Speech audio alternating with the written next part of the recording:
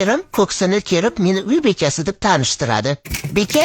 Qayerda bekalik? Beka deganing uyda ishchilar bo'lgan er-badavlat ayollarga aytiladi. Biz uy xizmatchisimiz. Ertalab tur, nonushta tayyorla, ularni yedir, ichir, to'ydir, kiyintir, bolalarni bog'cha maktabga bu kishimni ishga kuzat. Qasam ichamanki, jangga ketish oldida Sulton Sulaymon bunchalik serios, bunchalik g'amxo'rlik ko'rmagan, ammo isbot qila olmayman.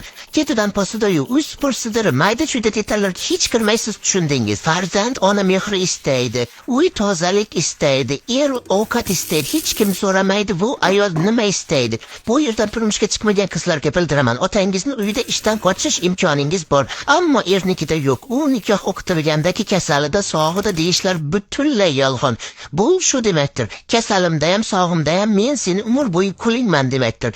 Zinhor va zinhor ahmoqlik qilib erta erga tegaman demanglar. Biz o'zimizni yoqdik, siz yoqmang. Keyingi apoq tavsiyasigacha